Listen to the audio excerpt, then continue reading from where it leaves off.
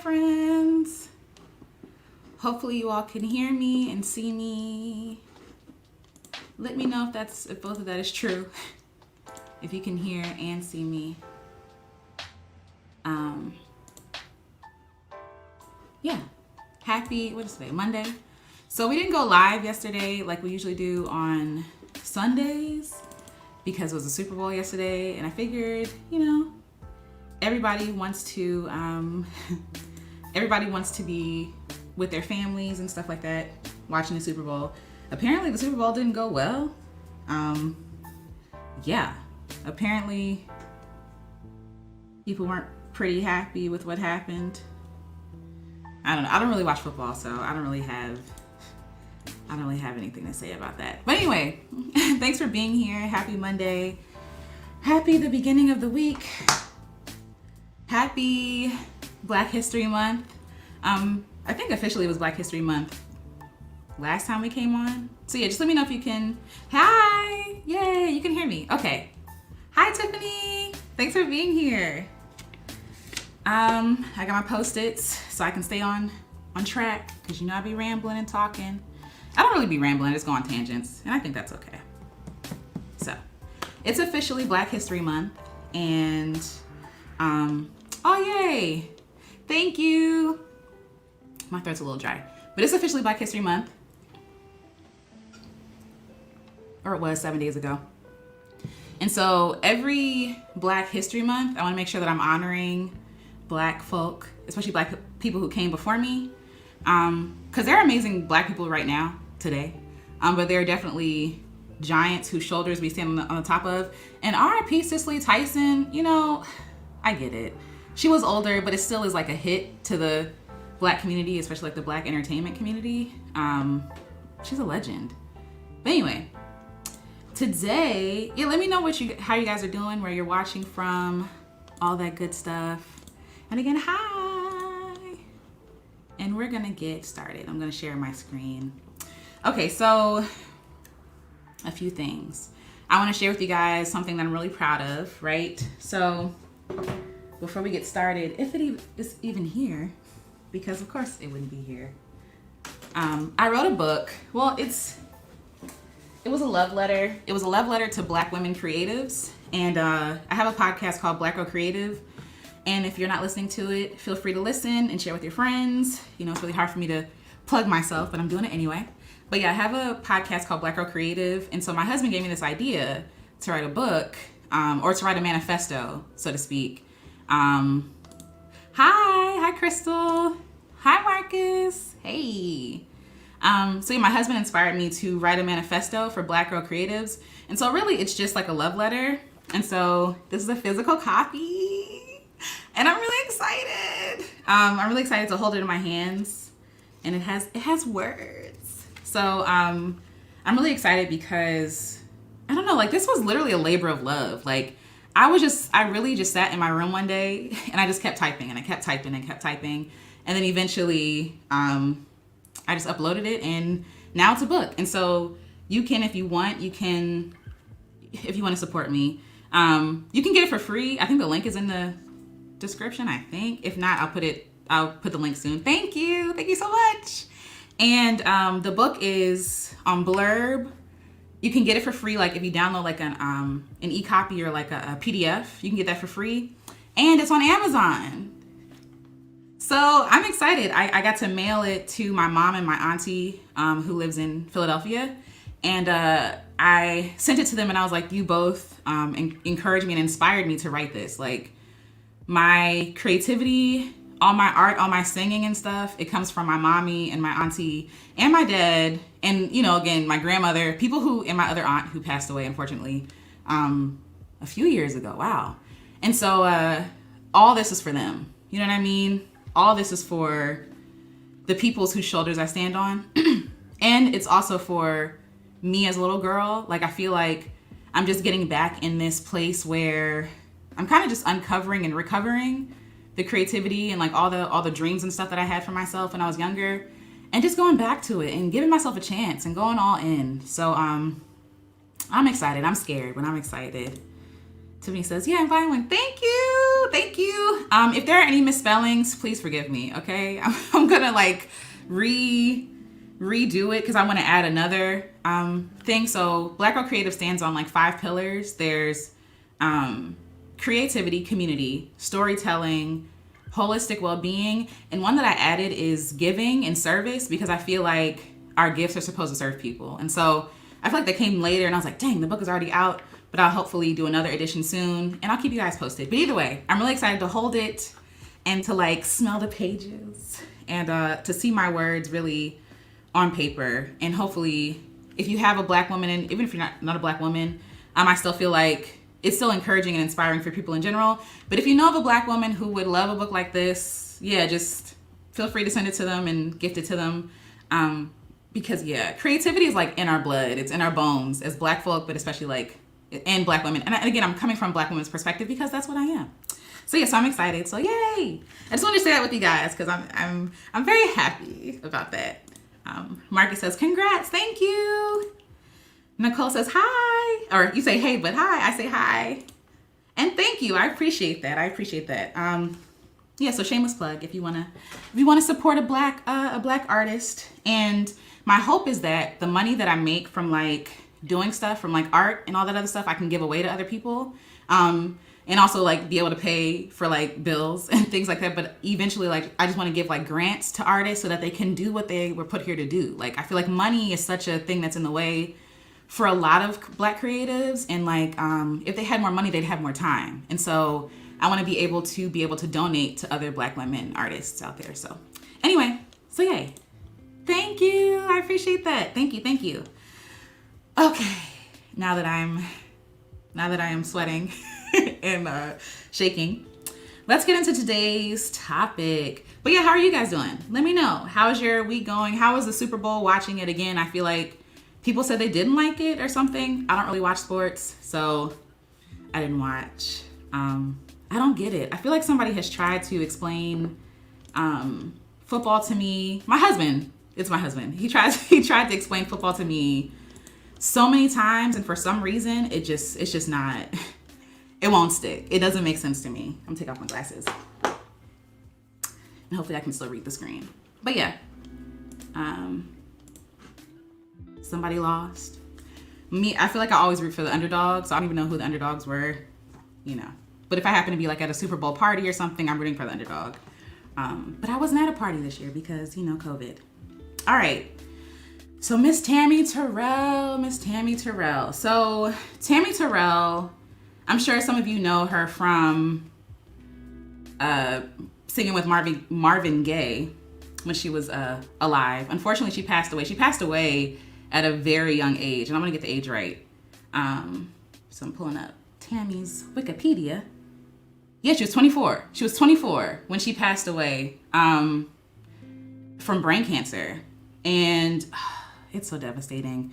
But you've heard her in songs like Ain't No Mountain High Enough. You've heard her in You're All I Need to Get By. She also did a whole other project by herself. And she also did another version of All I Do Is Think About You, which is my favorite version of that song.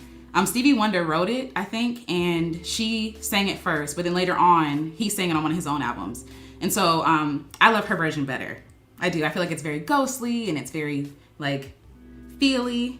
And yeah, so she is an artist. And the reason why I'm doing this is because, again, it's Black History Month. And I feel like as a singer, there are people who came before me who I want to honor and like really say who inspired me and encouraged me. So Tammy Terrell is definitely one of those people. Reading her story is kind of tragic though, because she was a victim of a lot of physical abuse, and from the hands of like James Brown, David Ruffin, who was one of the lead singers of the Temptations, and she literally, I think it was David, hit her upside the head with like his motorcycle helmet. And so yeah, it's really sad and tragic. But while she was here for her 24 years of life, she's left such an impact on this earth that like she's a household name now. And I think she rivaled Diana Ross at the time too. I'm kind of like a Motown geek, if you couldn't tell. I love Motown. I love Black music. But either way, I want to pay homage to an artist who really inspires me. And so Miss Tammy Terrell is definitely one of those people. She hails from Philadelphia, PA. That's where my family's from. And so we're going to start there, my mom's side of the family. So yeah, anyway, long introduction to say we celebrate you, Tammy Terrell.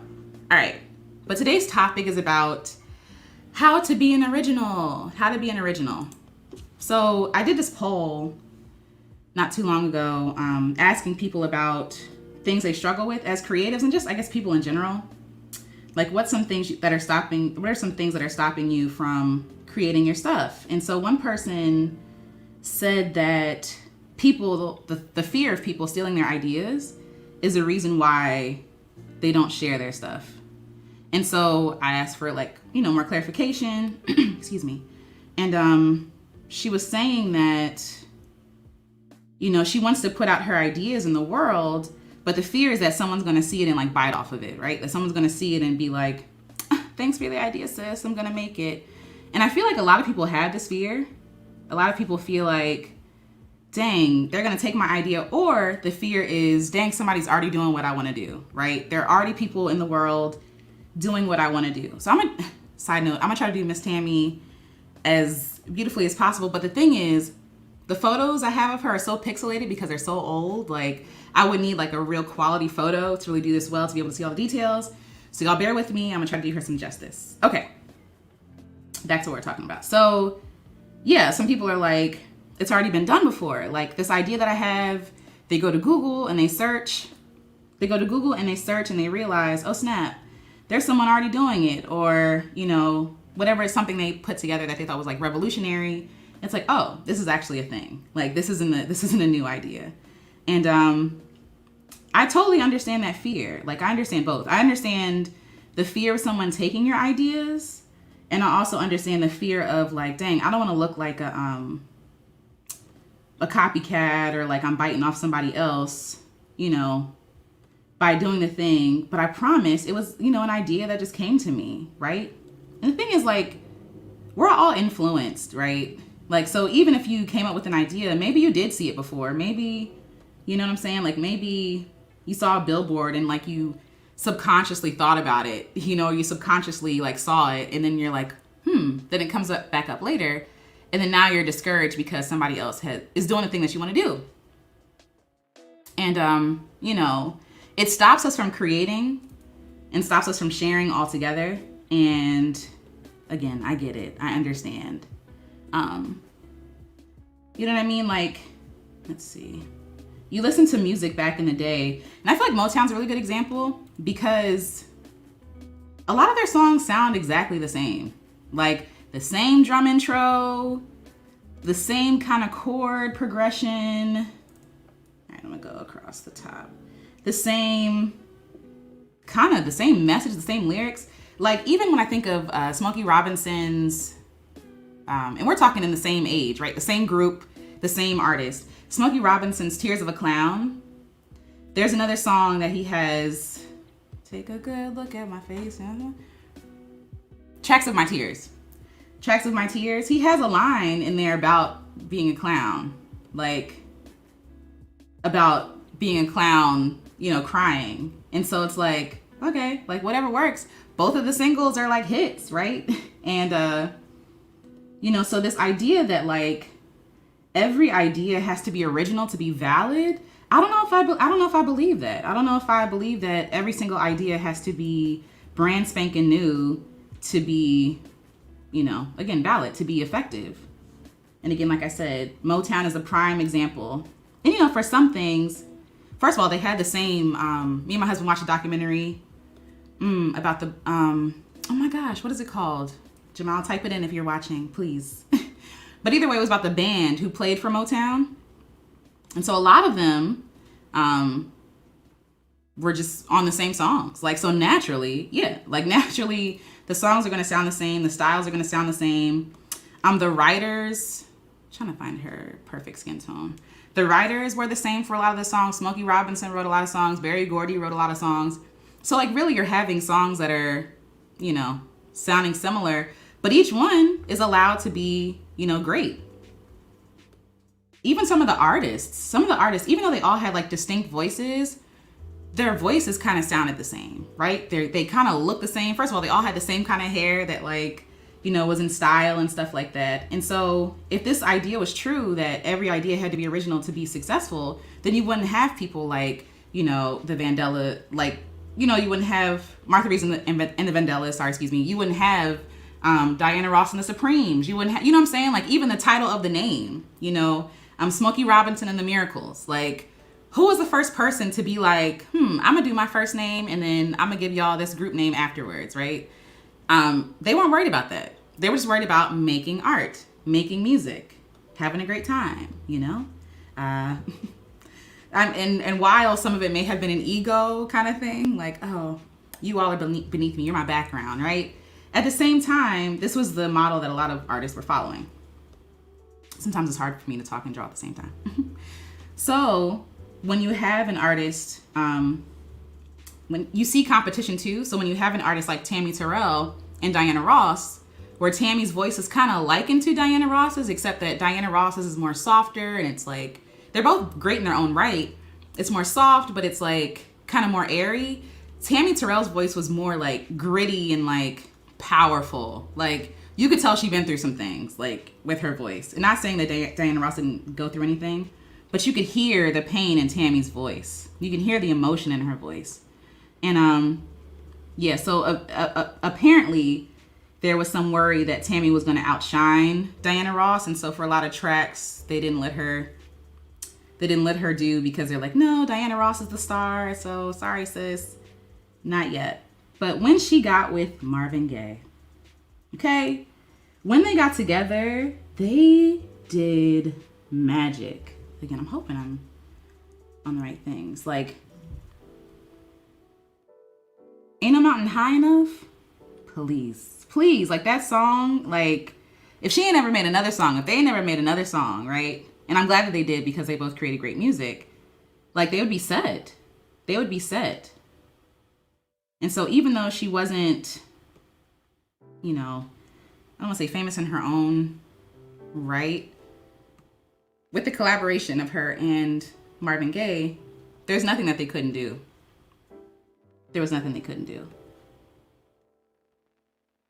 Let's see. Yes. I think Black Music Month is in June, right? Either way, let's see if Jamal found the... No pressure, Jamal. Yes, okay. Jamal said the documentary is called Standing in the Shadows of Motown, and it focuses on the Funk Brothers, the house band for Motown Records. Thank you, baby. Yes, that is a documentary. If you have not seen it, please watch it. I mean, if you're a music buff and a history buff, I would suggest watch it, but I really feel like it's important. I really feel like it's important for us to know our history and what really went behind the scenes in the music that we consume, because some of it wasn't good. Some of it was not great. Like, they did not have the best business practices. And that was really the start of like the record company and all this other stuff. So there were things to work out that could have been improved. But they never really got their due shine. They never really got their due props, you know, and that similar drum beat you hear in one song to the other. Even, I forget what song it was. Oh man, there was a song that's like iconic, right? It's like the intro is iconic, and oh my gosh, it was a bass. It doesn't matter. It was a bass line. And so the bassist was just like playing around. And so the artist was like, no, do that. What is that? And he was like, I was just joking. And that became one of the best parts of the song. One of the most memorable parts of the song. And another tip, if you haven't listened to Ain't No Mountain High Enough, the instrumental, y'all, you're doing yourself a disservice, okay? Because that is one of the best parts of the song. Marvin and Tammy aside, that is like the music. I'm getting so excited. But the music in Ain't No Mountain High Enough, like just the instrumental, will blow your mind. Ugh. And you feel the emotion before you even hear the words. You know what I mean? Anyway, back to the topic at hand. So yeah, so there's always been this idea of competition. There's always been this idea of, well, I want to come up with the best idea first because I don't want to look like the copycat. I don't want to look like, you know, I'm taking this person's idea. And I also, usually the people who go first, like they're the ones who are remembered. Or are they? Are they the ones who are remembered? I'm not sure. Anywho.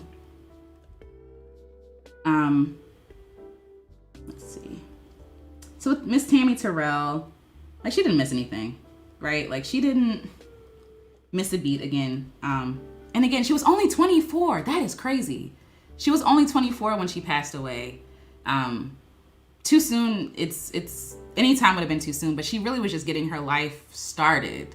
But she left such an impact, right? And so, like, what I'm trying to say is, I feel like none of us are original. Like, none of us are original. I feel like we are originals. Like, literally, like, nobody has your fingerprints, right? Nobody has, you know, your exact experience in life. Like, no one was raised by your parents in the time that you were raised by your parents, the gender that you were, you know what I'm saying? Like, this stuff matters. Like, the things that really shape our individuality and our originality is our experiences. And so you can't teach experience. You know what I mean? You can't teach, you can't teach, what is it? Like resilience? You can't teach that stuff. Like you learn that on your own. And so I feel like a lot of us are really consumed with trying to be the first or trying to be an original, when in reality, I don't think that should be the focus at all. You know, I talk about the book that I wrote, right? And how I sent it to my aunt and my mom in Philadelphia. I mean, my aunt in Philadelphia. And how they inspired me to write the book, right? Like, you know, it's not like they were like, write a book about us. But their experiences in their lives, like hearing their experiences. First of all, my aunt and my mom grew up, you know, kind of struggling, not kind of, but they didn't know. They didn't know that they were struggling. I feel like that's the effect for a lot of Black folk. Yeah, like they had love. They didn't know that they were struggling, but they were struggling. And so, there we go. It's gonna come together, y'all. Hopefully. So yeah, they didn't know they were struggling. And I feel like they both had dreams, right? I feel like they both had dreams of doing music, and they did do music. Like they sang with an ensemble when they were growing up. They sang in churches, all that good stuff. Marcus says Marvin Gaye and Tammy Terrell made Motown gold. They sure did. They really did. They were on like, yes, like just effortless. But yes, sorry, I was like, what was I talking about? So my mom and my aunt, they both struggled growing up. They both sang. I also have an older aunt who passed away a few years ago. Her name's Marty, or Maureen. We call her Annie Marty. I was allowed to call her Annie Marty. And she was a singer as well. My grandmother was a singer. My dad sang. What else? And I also feel like my uncles sing too, but my Uncle Billy definitely sings. He definitely sings, but like they all sang together. And so when I was younger, I would see them and I would be sitting in the pew because, you know, sit there and don't say nothing, don't touch nothing. And I would sit in on I had the wonderful opportunity to sit in on some, practices that they had for the ensemble. And I was able to sit in on them singing and figuring out harmony and like parts and timing and all that stuff. And again, I don't have the proper, you know, words for all this stuff, but I was able to sit and listen to my aunt, my mother, and my grandmother make music. I was able to be in the church with my grandmother while she sang, you know, bass. While she sang bass, tenor, excuse me. My grandmother sang tenor. My mother sang soprano, and my aunt sang alto. And so I was able to hear, like, in real time, the different voices of my auntie and my mommy and my grandma. And my great grandma was there too, but I don't really know if she sang. I didn't really hear her sing like that. I would hear her hum when I would sit next to her. But you know, grandma had to get that voice from somewhere. But either way, I would listen to them sing, and it was magic. Like, it was intoxicating. I feel like I'm gonna cry. Oh my gosh, I feel like I'm gonna cry. If I cry, it's okay. Crying is okay. But it's just because I miss my my grandmother and my granny. But it was amazing. Like, it was beautiful. It was wonderful to listen to them just create magic with their voices. Like, and so the church that they went to, it literally is a house. Like, it literally is shaped like a house. I'm trying to explain this, but it's like a small church, and it's very old. It has those what do you call them? The pews. They're light brown, and they squeak when you sit in them. Like, they make those noises when you sit in them. Like, it's really old, and but it's amazing. And so they had a pianist. But I don't remember the pianist playing. I feel like the pianist was playing, but all I could hear were the different voices. And I feel like that's how it was for a lot of churches back in the day. Like, I wasn't there, but like, I feel like a lot of churches had, they use their voices. Like, oh, we ain't got no pianist, it's not a problem. Like, here's your note, here's your note, here's your note. And here we go, right? And we figure it out. And even if we couldn't read music, like, cause I don't even think my family could read music. But even though they couldn't read music, they still like presented it in a way with excellence. Like, it was just excellent. And the ensemble they sang with required like excellence. And so they were on it. And I feel like because they were good at that, they in turn taught me how to do the same thing. You know what I mean? Like, the harmonies that I do, the timing, like the layers, all of that comes from my family. All of it. Like, it's literally me carrying their tradition down to where I am today. And hopefully if I have kids, they'll do the same thing. But it's the only thing that I've changed is really just making it my own. Does that make sense? The only thing that I really changed from what they're doing is, instead of having, like, they didn't have loop stations. They didn't have equipment, in their, bedroom to make music. Back in the day, to make music, it was way harder. Like, you had to have vinyl and money to put that stuff on vinyl, right? But I'm honored to be living in a time where I can have equipment in my office where I can make some music. But literally, all that stuff is not original. Like, all the stuff that I do is not original in the least. Like, what I'm doing is what our ancestors did. You feel me? What they did, on the plantation. You know what I'm saying? What they did to keep their spirits high, to communicate things. Like, and again, I talk about this too in the book, but it is like, we're carrying their traditions down with us. Every skill, every interest, every talent is literally given to us by our parents somehow, or like by our ancestors somehow, right? So again, it's not like, my grandmother didn't take her voice out of her and hand it to me.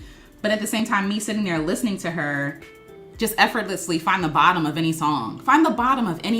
Or like, one of my favorite songs that I used to love to hear her sing was Yes, God is Real. I love that song. And I love it for no other reason. I mean, the words are great, Yes, God is real. He's real in my soul. Yes, God is real, for he has washed and made me whole. His love for me is like pure gold. So that song, my grandmother would sing that song and sing the bottom of that. Like, she would sing. So if they said, yes, God is real, she'd go, yes, God is real. He's real in my soul. Yes, God is real, for he has washed and made me whole. Washed and made me whole. His love for me is like pure gold. So I would hear my grandmother playing, like she was playing, right, with the song. But it was amazing. Like, and she was just having a good time, and everybody knew that was her part. That was grandma's part. She's gonna find the bottom. She's gonna sing, and a lot of hymns are like that, where they have like the regular lyrics. I don't even know what it's called. But then underneath, you'll see like filler words, or like to fill the blank spaces. And so she would take that part of every song and sing it. If we don't finish this today, it's okay, guys. I'll share with you the finished product later. But I feel like this is what I want to talk about. So she taught me how to play with music. She taught me how to, find the bottom of the note. My Auntie Jackie taught me how to find the middle, the alto. Like, I can always find the harmony of something simply because of my family. Or I can try to find the harmony, because sometimes y'all seen it don't be working out like that. But yeah, like, I'm learning that from them. So to say that what I'm doing is original would be a slap in their face, right? It would be like, to me, in my mind, disrespectful, because what I'm doing is not original, like I said, in the least, at all.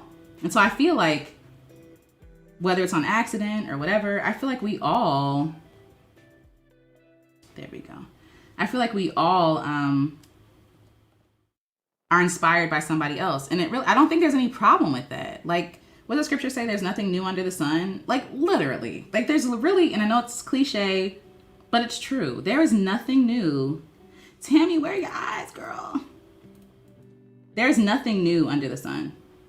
Everything has been done. That could be done, has been done. And so a lot of people are, like, oh, well, again, that idea of like, oh, well, I can't do it because it's already been done. Everything, I'm gonna try it, y'all. Everything has been done. No, girl. Everything has been done. It looks creepy.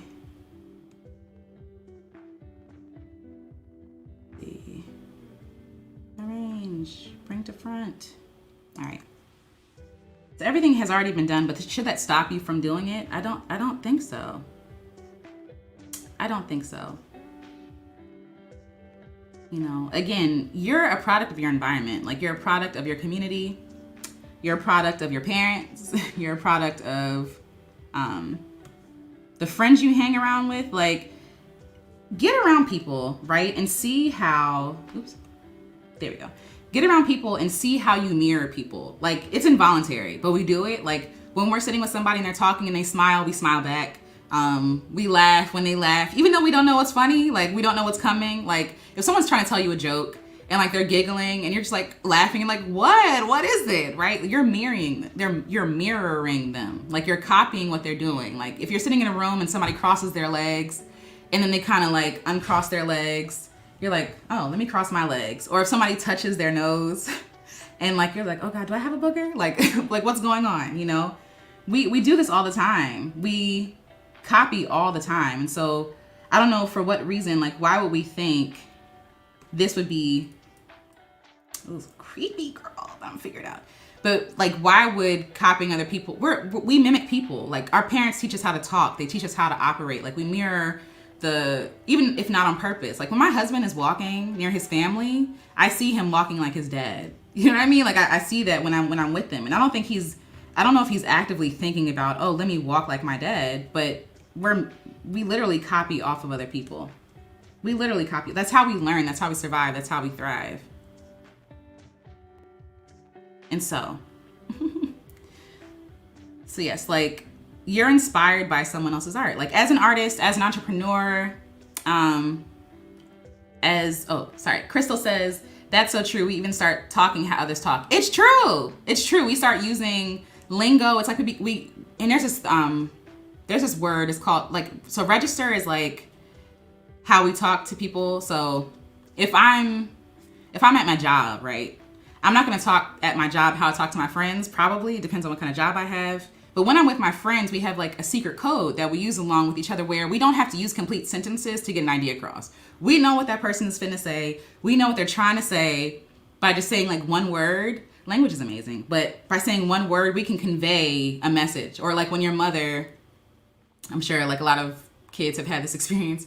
Your mom looks down at you and gives you that look. You know what that look means. She doesn't have to say anything, right? But you know what that look means. But yeah, like with our friends, we do pick up like their slang, their terminology, their mannerisms, their laugh, and it's okay. It's okay because I feel like that's how, I'm laughing because I think about like my group of friends and how we be hanging together. And when we laugh, it is so loud. It is so loud because we've all been conditioned to be around each other to laugh loud. Like, we've all been conditioned to like, or like when I'm hanging out with Marcus, for example, Marcus is here. Shout out to Marcus. We be telling jokes and we be on the same page without having to say the same stuff because of proximity and because of how long we've been friends, right? So it's like, so Wing of Both says, or how moms call all your siblings' name, but no, she meant you. Yes. Yes. My great grandmother, she would say, least Bob less. and, talking about my mom, or even me, because my name's Alecia, my mom's name is Valessa. And so they would call her Les, and so they would call me Leash. And so, she would stutter her way through all these names of all these kids, because my mom has 8 siblings. So she would say all these names and then get to, it's like, exactly who I'm, and if you'd be like, that's not my name, it's like, who I'm talking to. Yes, I agree. You know exactly who they trying to call when they say your name. But yes, anyway. We do a lot of mirroring, we do a lot of copying, and that's how we get along in society. Like, you look at a whole core group of people, Black women specifically, all the different ways we can say girl, right? Girl, like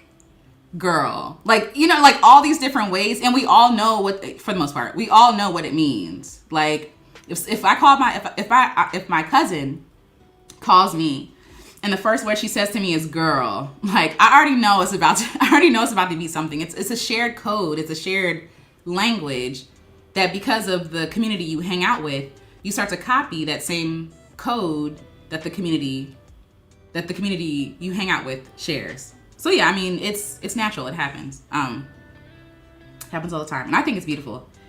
I think it's absolutely beautiful. I think it's beautiful when you can walk down the street and a person can look at you and you know what that look means. Like, oh, okay. Like, I know what I'm in for. You know what I mean? Anywho. All that to say, we're all copycats. We're all frauds. We are all imposters. We are all unoriginal. Like, all of us are all unoriginal. The only thing that's original about us is us, right? Is us. So even you want to talk about how somebody else is doing something I want to do, right? Let's just use that example. I've had a lot of fear about doing something that someone else is doing, because I'm like, well, they're already doing it and they're really good at it. I don't want to look dumb, but also, okay, yeah. I don't want to look dumb, but also, like, if they're already doing, what's the point? Like, what's the point of me doing something someone is already doing?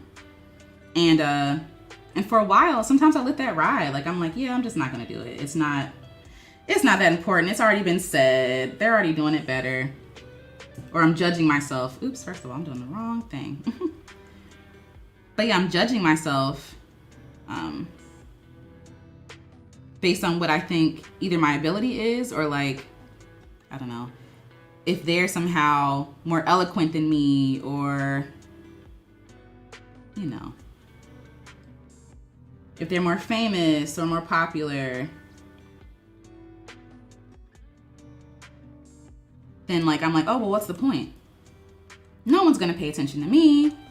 I'm not a professional. You know what I mean? I can't talk like this person. And you're right, you can't, because you're not meant to talk like that person. You're meant to talk like yourself. That's too much. And so the question is, like, so what to this person who had this thought? Like, well, I don't want anybody stealing my idea. I get it. But that should never stop you from creating. Because the thing is, even if they copy your idea, they can't do it like you. They would never be able to do it like you. And that's not even a diss. That's just the truth. Like, the truth of the matter is, nobody can do anything like you. Like, nothing, because they're not you. They don't have your experience. They don't have your perspective. They don't have your opinion. They don't have your convictions. I feel like some convictions are like, standard all around. But for the most part, like, how you feel about something might be totally different because of somebody else's experience with that thing, I don't know.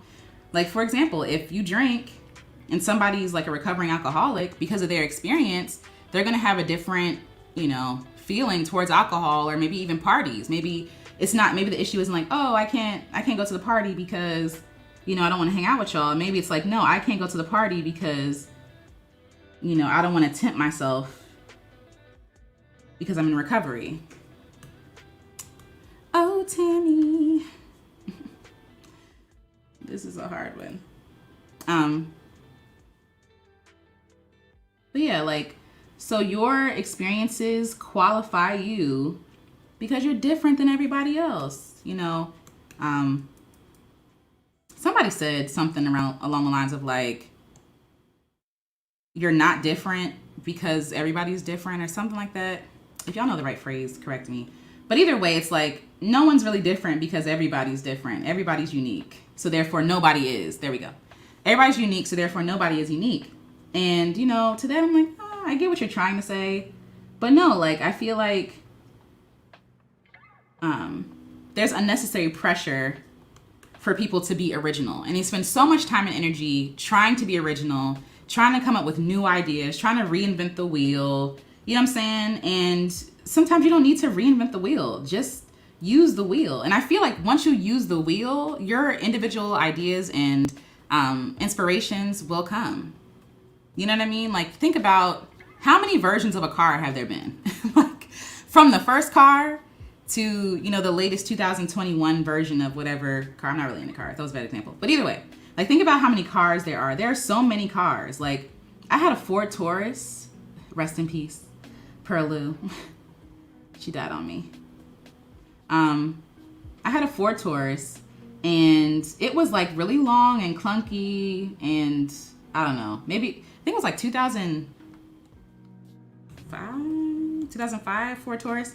Either way, now in 2021, the Tauruses look completely different. Like they took I don't know, they took this idea of this long clunky car and like, ooh, let's make it sexy, let's make it thinner and smaller, and like make it look like a sports car almost. You know what I mean? Like, people change stuff, they iterate stuff, and it's not like, oh well, the Taurus has been done, we're over it, we're moving on to like space shuttles now. Like, no. And even still, like, even if you want to stay on the topic of cars, how many different kinds of the same car? Like, first of all, there's so many cars on the road right now, and I'm not even a car person, and they all look the same. All of them look the same. And they're in business somehow, right? Like, somebody said, even though this, I don't know, again, I'm not a car person, but even though this new Hyundai looks like, and the car people are going to tear me up, even though this new Hyundai looks like, or Hyundai, how do you say that? Hyundai? Even though this car looks just like a Porsche, I'm still gonna buy the Porsche, or I'm still gonna buy the Hyundai, right? Like, no one is like, or like, somebody used this example about toilet paper, and it's so true. There are so many kinds of toilet paper out there. You know, there's a Scott toilet paper I feel like we had in high school, the stuff that would just like disintegrate, that would just like disintegrate on your hands. Like, what the heck is this?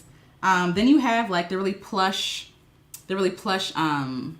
cottonelle, or I don't know. I'm trying to think of, like, when I go to people's bathrooms, like, ooh, like, y'all fancy. Y'all got the thick joints that feels like a washcloth, right?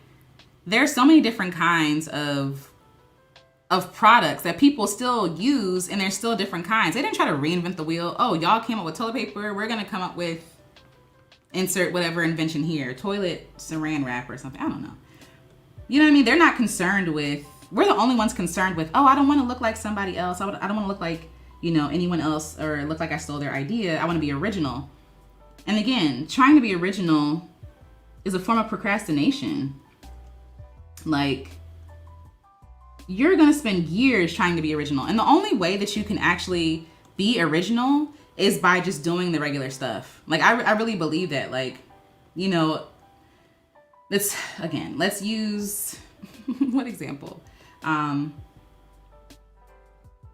I'll use my singing, right? I didn't try to reinvent singing. I didn't try to reinvent, you know, harmonizing, or I don't know, songwriting, or whatever it is. Like, I really just copied what I saw my family doing. I really just copied them. And then eventually I made it my own. I made it into my own thing. I wasn't singing hymns. I wasn't, you know, singing with an ensemble. I was really just using my own voice and just experimenting. And so once you start to experiment with your own ideas, with your own interests, like once you follow your own interests, like even to get to this point, right? The first song that I made, I should play it for y'all.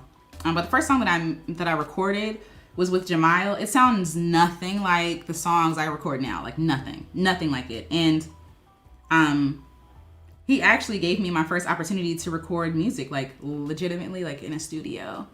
And I look back on that music And while I enjoy it, I really enjoy it, it just sounds nothing like who I am today. And I feel like that only came from experimenting and copying what I was watching other people doing, or playing it safe for a while until I came into my own and said, you know what, I want to sing it like this. Or even the acapella songs that I sing, Jamal inspired me to do that. Like, because I remember I was coming up with this excuse. I was like, I don't have a band.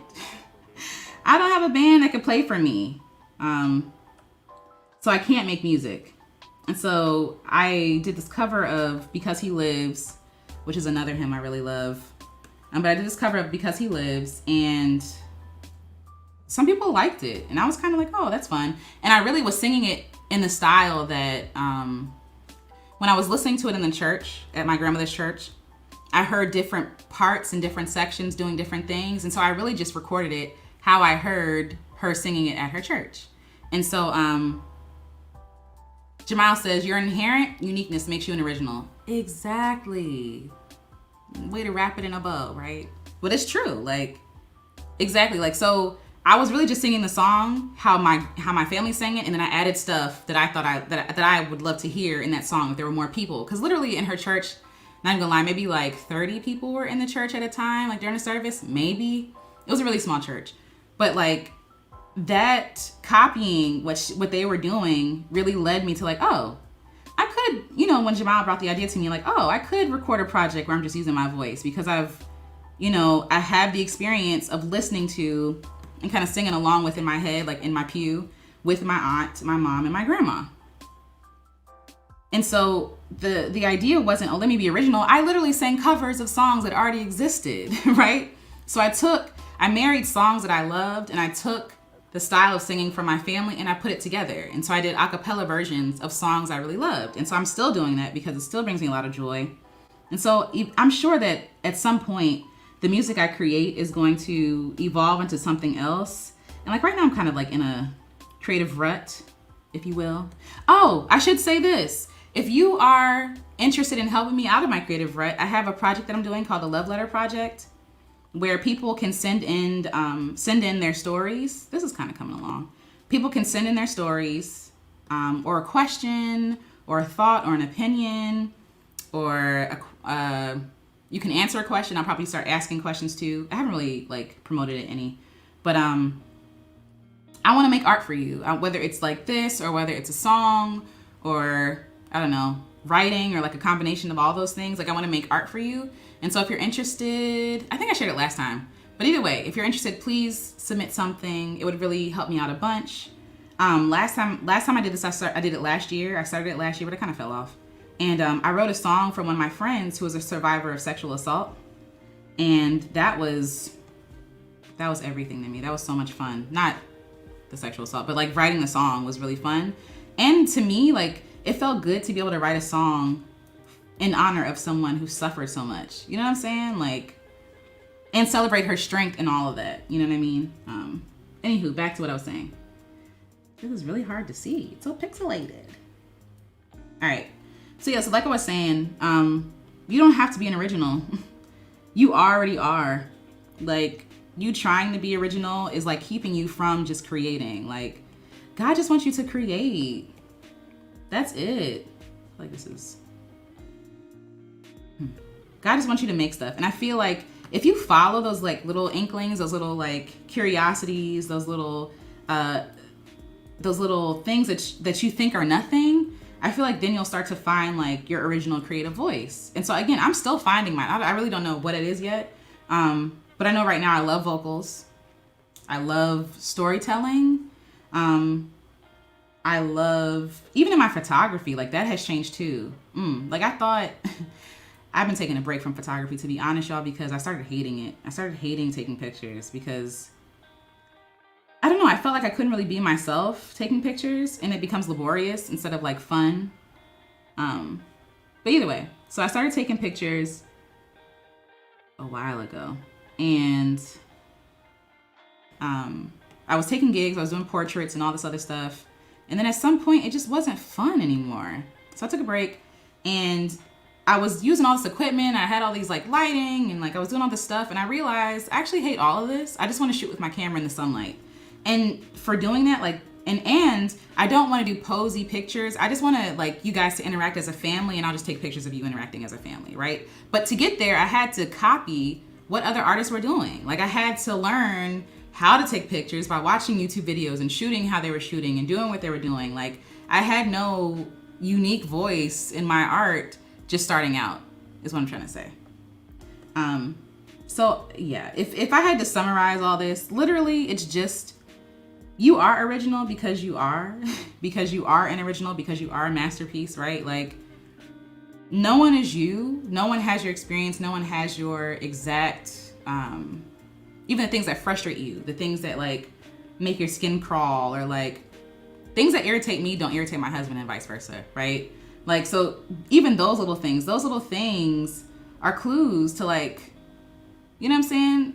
What makes you unique? What makes you unique?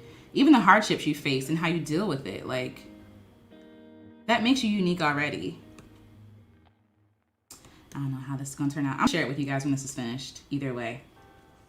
But yeah, how y'all doing? Jasmine says, yes. So all in all, the point is like, don't stop creating because you feel like your ideas aren't unique enough. Oh, I didn't even say this.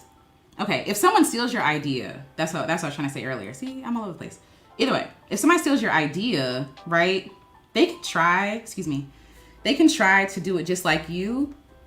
But they cannot. They can't do it just like you. They're going to be unable to do it just like you because they aren't you. And so them taking your idea is only going to carry them so far. Like, if they're doing it with malice, like, yes. Like, because I also feel like some people copy stuff and they're not necessarily trying to copy you. Maybe they're just inspired by what you did, and maybe they're just trying to take it to their own community or do it their own way or whatever. Like, we don't have to feel so personal about it. And sometimes I get it because our art is so precious to us and we're like, no, this is mine. This is my thing. You can't do this, right? But in reality, you got to let go because you got your thing from somebody else too. Like, you were inspired by somebody else's thing and you were like, oh, what if I did that and added this, right? Like, come on. Like, so, you know, for the people who are just doing it without any bad intentions, whatever. But for people who are literally just trying to bite off of you and trying to do it better and compete with you, their thing can't last. Like, well, unless you're McDonald's. Unless you're McDonald's, then it can last because they definitely stole that idea from, they definitely stole that idea from that family. But either way, like, the care that went into that product, like, okay, let me say this. The family was ripped off. I don't know if y'all have seen, what is it? The Founder? Is it called The Founder? There's a movie about McDonald's, and it was started by two brothers, and their last names were McDonald. A gentleman came over and saw this opportunity and basically literally infiltrated the business and just took it from them and left them with pennies compared to whatever McDonald's is worth now.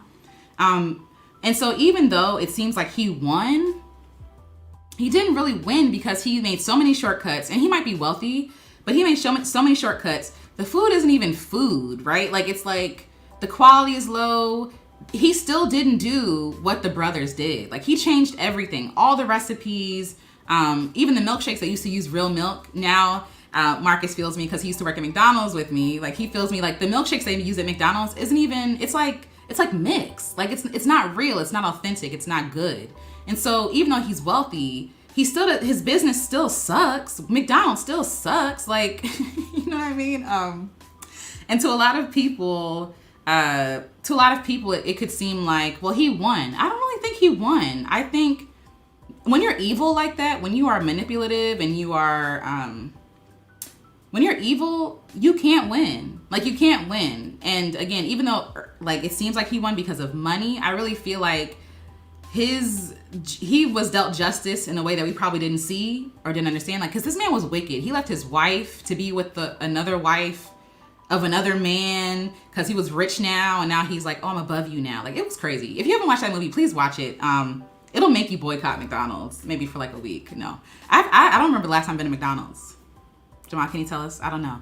But either way, I don't think that he won because the art of cooking, the art and the service that the McDonald's brothers created, he couldn't maintain. And so I'm saying this to say that even if people take your ideas, They can't maintain it because they don't have your vision. They don't have your goal in mind. They don't have your work ethic. They don't have the inspiration that brought you to this place. You know what I mean? Like they don't have it. They don't have you.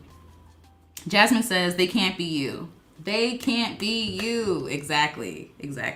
Shout out to Jasmine. Her birthday just passed. Yay! Happy belated birthday, by the way. Everybody wish her a happy birthday, please. Jamile says, ideas are a dime a dozen, as they say. It's more important for you to just do the thing. Exactly. If you don't create it, no one would ever know it was yours. That's true. That is true. If you don't make it, they'll never know it was yours. If that makes sense. And that makes a lot of sense. And is it bad? This is a thought that I'm having. Is it bad that what if you doing the thing is supposed to inspire somebody else? Would that be enough for you? Like, would that be, if I was singing and I never became famous, but somebody else saw me singing and that in turn freed them to be able to sing, you know what I mean? And freed them to be able to make music, and I inspired them to make their own music. Wouldn't that be successful too? Wouldn't that be encouraging? Like, I would hate for someone to come to me and be like, you inspired me to make music. And I'm like, you stole my idea, right? Like, no, I don't have to compete with this person. Like, this person is amazing in their own right, and I can be amazing too. And it's really humbling that somebody could even be inspired by what you do anyway, which means that you had a great idea. You awakened something in somebody else. And I feel like that's powerful. And even though it doesn't stroke your ego, really, because you're not the one becoming famous for it, like, I feel like it should still make you feel fulfilled because you created something for somebody else, if that makes sense. Or you created inspiration for somebody else. And that's huge. Like, my grandmother never became famous. My grandmother never recorded music that I know of. She never did that stuff. My aunt, my Auntie Marty, she passed and she could sing. You know what I mean? My mother and my auntie, they're still here. And I would hope one day to be able to record a song with them. That might be in the works because I think that'd be great. But I really feel like even though my grandmother was never famous, she still had such a huge impact in my life and my ability to be artistic, my ability to hear music and understand it and to feel it. You know what I mean? Like, we're not just singing, like we're feeling it. We're improvising. Like, that's what my grandmother taught me. And so, yeah. Jasmine says, thank you. You're welcome. You're welcome. Winged Wolf says that was so messed up for the McDonald's history. Yes, it was. It was so gross and enraging. And I think in the end, he broke them off with like, what was it, like a couple $100,000 or something, if that, or like a couple of $1,000s for their whole business. And he ended up like making millions. I don't even know if it was billions, but he became so rich from their idea and didn't keep them in on anything. It was disgusting. It was nasty. He was doing stuff behind their back without their permission. It was crazy. But yeah, I don't think he won because at the end of the day, he looks dumb, right? At the end of the day, he looks like a crook, you know, because there's a movie out now. He couldn't escape justice. He couldn't escape people knowing the truth. And I feel like that stuff happens whether they're here or not. Like, people will find out the evil and crooked things that were done that they did to other people. I feel like it will always be found out. And yes, no, he's not alive. He can't be held technically responsible with breath in his body. But now that we hear the name Croc, I think he's evil. And what's crazy about that movie too is that he didn't want to use his name for the business because he was like, nobody would trust a name named Croc, right? It's so crazy. Nobody would trust a man named Croc, but they would trust a couple of brothers named McDonald. And so even his marketing was to me evil. Like, he's showing you he can't be trusted. He can't be trusted.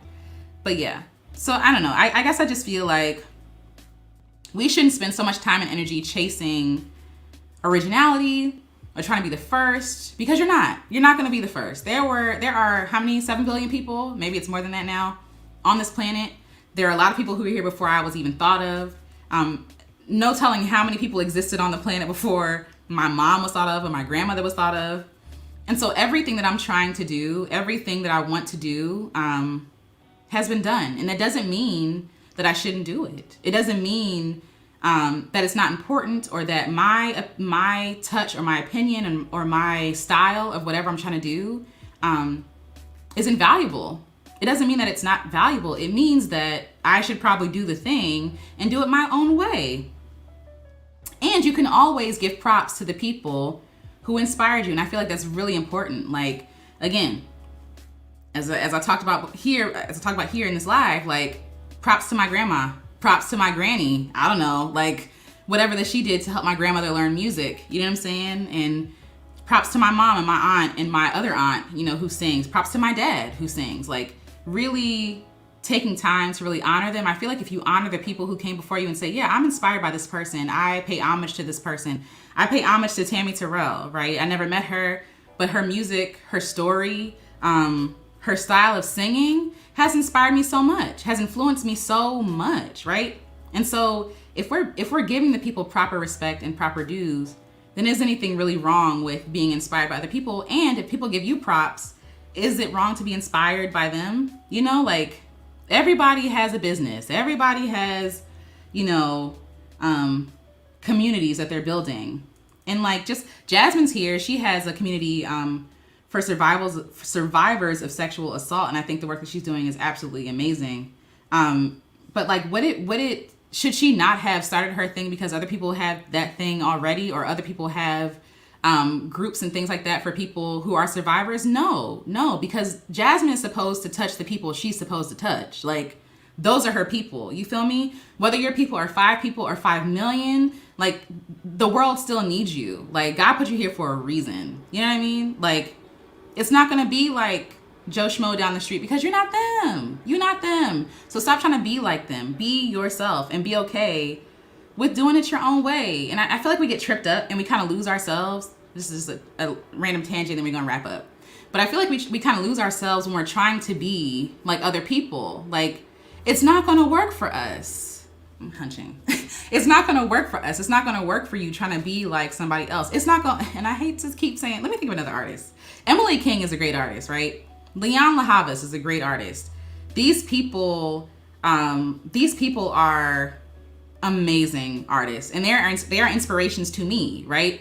And they're just at that level where it's like, they're not too famous, but they're famous enough to where they can afford a living based off their music. And so I would love to aspire to be in their lane, right? In their place, to be making a living from my music and my art. However, I'm not going to be just like Emily King because I'm not her. I'm not going to be just like Leanne LaHavas, as amazing as they are, because that wasn't meant for me. That's not who God wants me to be, right? He wants me to be Alecia, because Alecia is the only person I could ever be. I can't be, and if I try to be like somebody else, it's like I'm disrespecting my maker by saying, you didn't make me enough to be myself. You didn't make me good enough to be all of myself. Like, no, I got to be like such and such. And he's like, girl, like, I have all of this for you here, but you keep running away. And so the purpose you're supposed to serve isn't being served because you're too busy trying to be like somebody else. And you're going to end up looking foolish because it's not going to work. You get off your own ladder and go climb up somebody else's ladder and be like, I'm on the wrong ladder. I'm in the wrong place. And so when you're not in the right place, other people aren't going to be fed what you're supposed to give them, aren't going to be touched how you're supposed to touch them, taught, you know, influenced, inspired by what you're supposed to do. So you're not only forfeiting your purpose or your purpose. And again, we talk about purpose because purpose is more than just one thing. But you're not only forfeiting your purpose, you're forfeiting the opportunity for other people to be inspired and encouraged by you because you're too busy trying to be somebody else. And so, you know, as I say always, I'm talking to y'all as I'm talking to myself. Because I try to, I'm like, well, I'm not like this person. And I get so discouraged when I see some people. I'm like, dang, she's doing it. I should even bother. And it's like, it takes me a couple of days. I'm just going to be honest. But at the end of the day, it's like, no, I love making music. I like podcasting. I like doing these lives. I like coloring. I'm not a visual artist, but this is fun to me. And am I going to stop doing it because I don't look like other people? No, I'm not going to do it. That was a lot. That was a mouthful, but I hope that you all are understanding what I'm saying. Jasmine said, you're talking to me. I love you. You're amazing. She says, preach. Listen, sometimes I feel like when I be talking to you, God be talking to me because I'm saying this stuff and I'm like, ooh, well, I needed to hear that too. Like, drag me. Just lay me out. Because I understand the fear. I understand what it's like to not feel like you're enough. I know what it's like to feel like if it's not big or juicy like this other person's thing, then it doesn't matter. And really, like, we're missing out on all the people that we touch and inspire right around us. Like, if what I'm doing is inspiring to my friends so that they do the stuff that they're supposed to do, that's enough. That's enough. Maybe that was my only, maybe if that was my only purpose for doing the thing, it would have been worth it. It would have been worth it if by me being all of myself, I was able to free somebody else to be able to do their thing. Whatever that thing is, whatever that thing that God put them here to do, wouldn't that be enough? That's literally life-changing. But we're too busy trying to be famous and rich and like all these other celebrities. Like, we're too busy trying to be trying to like do shallow stuff, like the metrics and all this other stupid stuff. It's like, no, like, you can't control none of that. All you can do is just be yourself, because that's who God put you here to be. And when we start to, and again, when we start to try to be like other people, that's when it feels heavy. That's when it feels burdensome. That's when it feels like this is too much. And it's like, did God even tell you to do all that? Did he tell you to do X, Y, and Z? Did he tell you to join this? Did he tell you to like enroll here? I'm gonna tell y'all something. Y'all keep a secret. I disenrolled from school this not officially, but I am going to disenroll from school, because I really feel like I was doing something because I thought that I should have done it, and it's something that I've been doing for at this point 13 years, and enough, right? Like, enough. Like, why does it feel so heavy? Why is me sitting in class? Why does it feel like I'm dying here? You know? And I feel like God was like, I didn't tell you to be here. Like, I didn't like. And the reason why I re-enrolled was really fear-based, because I felt like, oh, I need a degree to be successful and to be whatever. And like, I'm really not giving my art like a chance like to be a full-time artist. And again, I'm not saying that you should leave your job or like disenroll from school or whatever. But for me, I knew that the reason I was doing it was out of fear. And so when my husband was like, you ain't got to be in there, I'm like, thank God. Like, that's a problem. Like, why am I doing something that's really not in line with who I want to be and what I want to do? And I feel like sometimes that road can be so long that when we realize, we look up like, why am I here? What am I doing? What am I doing? Right? But it's best to know that what you're doing, you have the ability to change your mind and pivot and to be like, you know what? I'm not doing this anymore. And so one thing for myself that I'm trying to give myself a chance, and I'm trying not to force myself to be anybody that I don't think God is trying to make me be. That's not good English, but I hope I'm making sense. So yeah, we didn't finish Miss Tammy, but I will try to finish her on my own, and I will share the finished product with you guys next time I come. But thanks for spending time with me tonight. I hope that what I said made sense. I hope that it encourages you to just be yourself. I hope that you know that that it's okay to just follow the interest, to follow your curiosities. It's okay to do it your own way and not try to be like somebody else. And the pressure is off of you to be original, because you can't be original. We're all inspired by somebody else. We're all influenced. We're all in society. We're all on our phones. You know, it's like we're more exposed to other people's stuff than we were before. But I would just encourage you to, even if you just start out by copying somebody else, a lot of great artists, they start out by tracing. They trace other artists. They trace other people. They trace, you know, like literally with trace paper, and they're copying another artist, right? Until they figure out how to do it themselves and do it their own way. It's the same thing with our own lives. Like when we're walking as kids, we're copying what our parents are doing on their kids. Don't know what they're doing, right? They're like, you're standing up. Let me stand up too. Let me see what this is about, right? My mom's playing in makeup. You do what she's doing, right? Kids, they're literally sponges, and they're soaking up everything they're taking in. That doesn't stop just because we age. That doesn't stop just because we're adults now. We are exposed to things, and it's okay to be influenced by them. And the only way that you can really be an original is by being yourself. Again, by following your own curiosities, following your own, your own detours. Like, I'm going to walk in these footsteps until I'm going to figure out, oh, actually, I want to go this way. I'm interested in this. And that's how you branch out and be original. You know, you can't help but be original, because your circumstance, your whole being, your fingerprints, all that good stuff, your genetic code, all of that is unique and it's original. So take joy in the fact that you already are, and you don't have to try to be. You don't have to try to be original. You are. Marquita says, thank you for reminding us. First of all, hi, Marquita. Thank you for reminding us that freedom is having the ability to change your mind. Yes. I love that.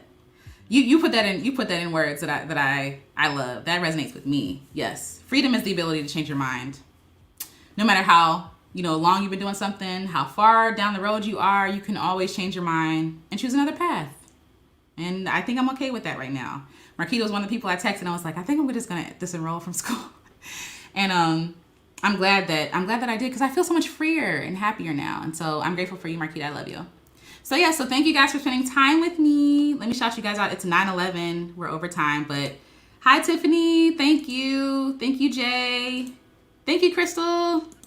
Oh yeah, check her YouTube channel out if you haven't. It's great. Hi Marcus. Crystal again. Nicole, thank you so much. DC Clemens, thank you. Oh yeah, again, you guys, if you haven't, I have a book. For those of you who are just here, I'm very proud of myself. I'm also very, I'm very proud. I'm just gonna say I'm proud.